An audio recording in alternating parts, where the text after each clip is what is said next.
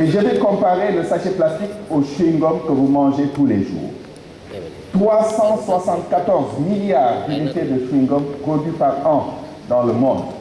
Vous le multipliez par un poids de 5 grammes, vous verrez la tonne de produits non biodégradables jetés tous les jours sous les tables, dans les tiroirs, etc. etc. Monsieur le ministre de l'Environnement, la protection de l'environnement requiert un certain nombre de postulats, de paramètres. Je pense que la première, c'est la volonté politique.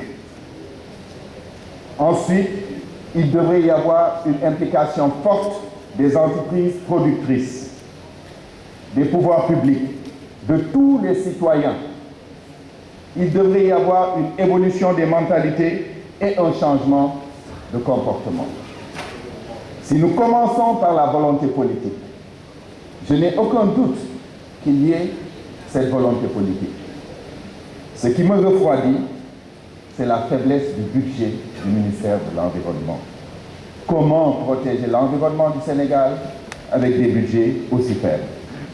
Ce qui me préoccupe, c'est aussi ce dialogue de sourds entre l'État et les importateurs de véhicules qui veulent tout le temps qu'on augmente l'âge des véhicules importés, sachant que l'une des sources de pollution les plus grandes, ce sont les véhicules, surtout les véhicules qui roulent au diesel. Et enfin, comment comprendre la montagne de pneus usagés qu'importe le Sénégal? Monsieur le ministre, en ce qui concerne les entreprises, il est de notoriété publique que globalement, les entreprises sénégalaises polluantes sont dans une irresponsabilité totale. Pas de traitement des effluents. Très souvent, les eaux pluviales sont confondues avec les eaux usées.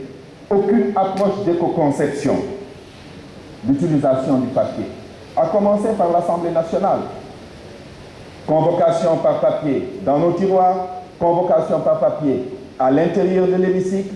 Le papier, chaque fois que vous utilisez un papier, vous avez tué un arbre. Quelles sont les dispositions prises par les pouvoirs publics pour protéger l'environnement?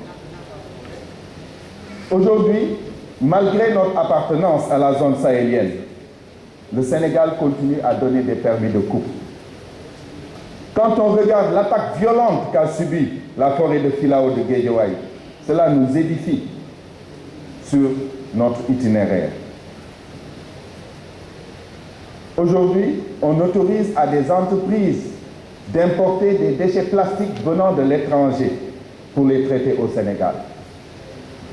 Mbebes, pas besoin de s'y attarder. Les voitures Wargaïlé qu'on autorise dans la circulation.